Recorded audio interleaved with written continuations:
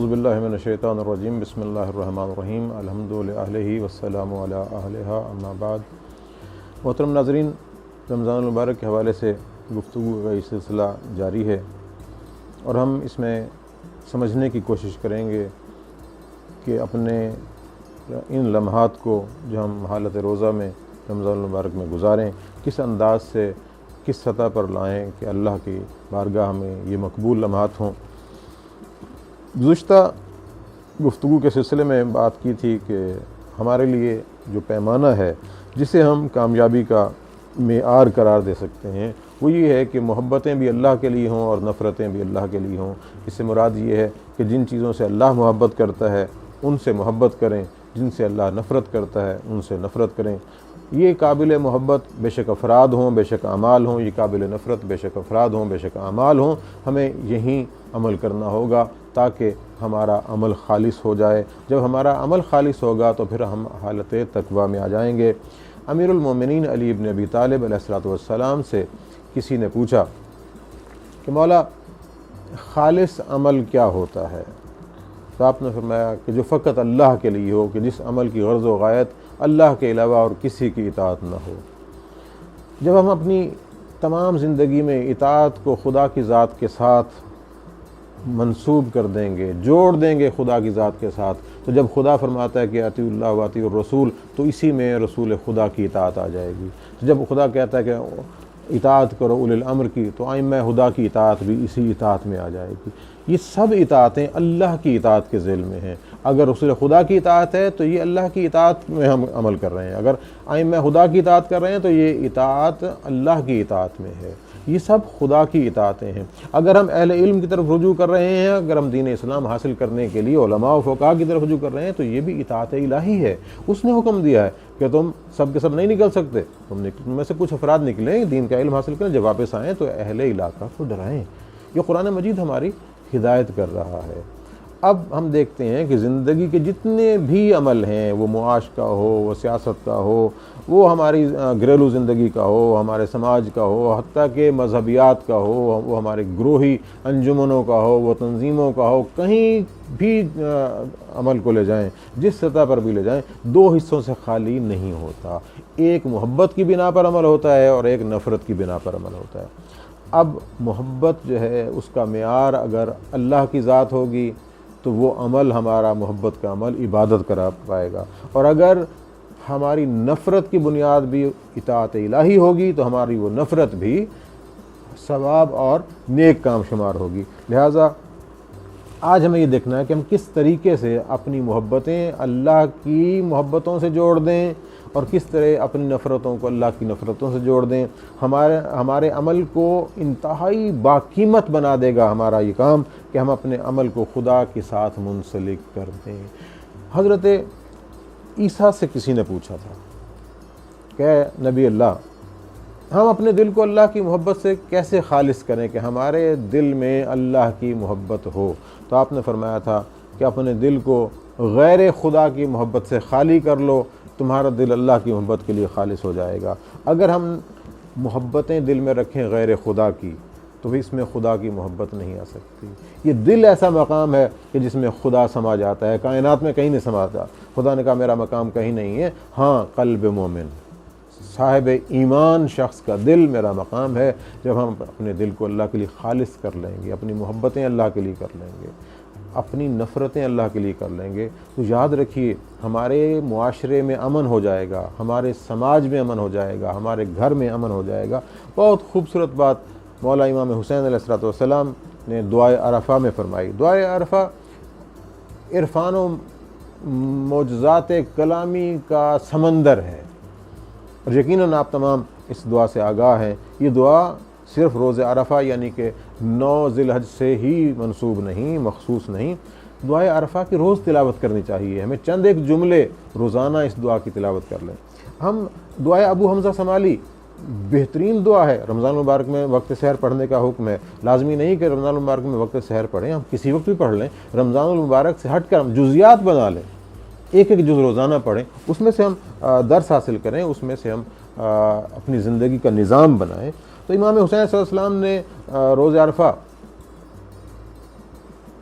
جو روایت کے الفاظ ہیں بہت خوبصورت ہیں کہ آپ نے خیمے میں تشریف فرما تھے، آپ باہر نکلے اور آپ نے آسمان کی طرف اپنا رخ مبارک کیا اور بارگاہ الہی میں مناجات و دعا کا آغاز کیا کہ اس انداز سے کہ آپ کی دونوں نورانی آنکھوں سے اشک جاری تھے اور اپنے معبود سے خطاب فرما رہے تھے، جس میں آپ فرماتے ہیں کہ اے اللہ، تو نے اپنے غیروں کی محبت کو اپنے دوستوں کے دلوں سے نکال دیا،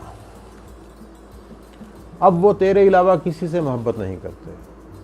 بس یہی جملہ میں آج اپنے سامنے رکھوں گا کہ اے اللہ، تو نے اپنے دوستوں کے دلوں سے اپنے غیر کی محبت کو نکال دیا۔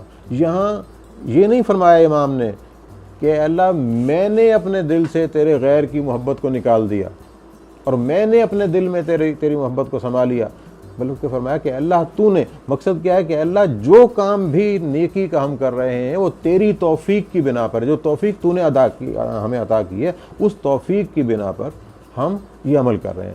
یعنی اس سے ہمیں درس ملتا ہے کہ ہم اللہ سے توفیق خیر طلب کریں کہ اللہ تو ہمیں خیر کی توفیق عطا فرما۔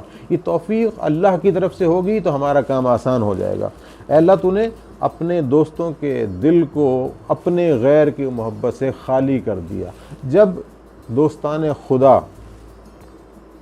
خدا سے محبت کرنا چاہتے ہیں تو خدا سے توفیق طلب کرتے ہیں کہ اے اللہ، تو ہمارے دل کو اپنے غیر کی محبت سے خالی کر دے۔ اے اللہ، ہمارے دل کو اپنے لیے خالص کر دے۔ یقیناً جہاں خدا کا غیر نہیں ہے وہاں خدا موجود ہے۔ ایک واقعہ ہمیں تاریخ میں ملتا ہے کہ امیر المومنین علیہ الصلوۃ والسلام اپنے فرزند جناب عباس علمدار کے ساتھ جب بچپنے میں تھے تو جناب عباس کے بازو ہاتھ پکڑے ہوئے ہیں آپ نے اور اپنی انگلیاں ان کے ہاتھ میں دی ہوئی ہیں اور آپ اسے کہہ رہے ہیں کہ بیٹا کہو ایک، آپ کہتے ہیں ایک،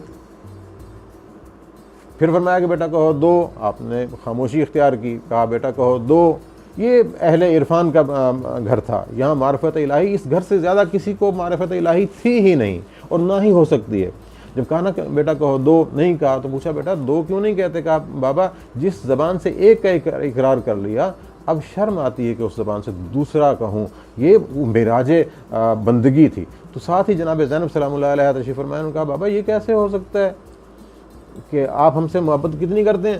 بیٹا بہت محبت کرتے ہیں، جو اولاد ہوتی ہے یہ ثمر دل ہے، میوہ دل ہے۔ کہا بیٹا پوچھنے کا مقصد؟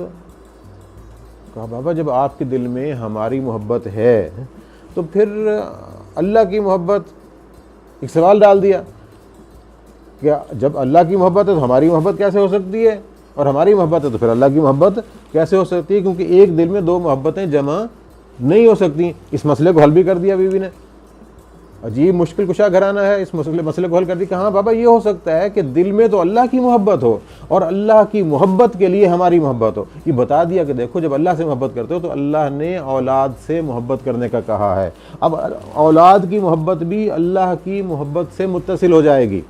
جب والدین سے محبت کریں گے تو والدین کی محبت بھی اللہ کی محبت سے متصل ہو جائے گی۔